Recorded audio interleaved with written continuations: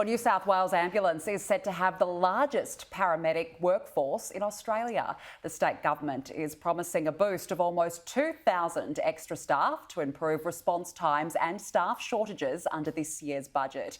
Joining me now live is the Commissioner and Chief Executive of New South Wales Ambulance, Dominic Morgan. Dominic, thank you very much for joining us this morning. 1,850 extra paramedics, that's the promise. Is it enough? Oh, yes. Look, there's absolutely no doubt that the last 2.5 years particularly has been very, very difficult on our workforce. Wind the clock back, we were already seeing the pressures building on the organisation well before the pandemic. Now, there's clearly been a step change in the way that the community is using and accessing healthcare in Australia. And we did the science, we took that to the government, made the case, and the government has absolutely backed our paramedics in yesterday. So how many paramedics then do you need in the first year of this funding to plug those shortages? Well, so it's not so much shortages, it's just that the demand has increased. So we certainly have no vacancies. In fact, let me say we actually have 360 additional paramedics on the road. One of the really good things out of the budget was that we get to keep all of those, which is really important, and then we get to build for the future as well.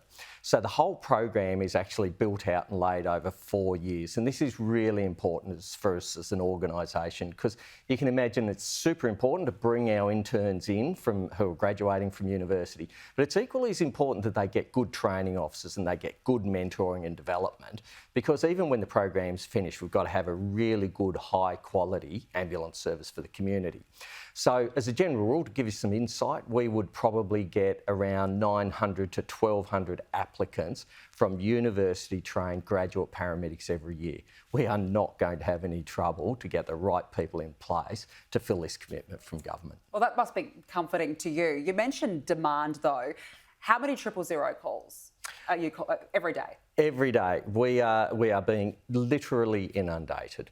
So as it stands at the moment, our rolling 7-day average is 3,700 000 calls. So more than 1 million calls a year we're getting now to 000. Wind the clock back before the pandemic, we were sort of 2,800, 2,900, and you may remember it's a matter of record. I went out back in January. The 1st of January, we had 5,120 000 calls. Can you imagine how hard our paramedics were working on that particular day? Amazing. That is a phenomenal volume. And of course, it hasn't just been 2 years of COVID, it's now flu season as well. How big of an impact is that going to have? Yeah, look, I think, influenza was under-recognised for many, many years on its impact on the health system.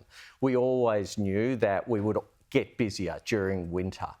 But there is absolutely no doubt that we've got 2.5 years where there really hasn't been any influenza in the community.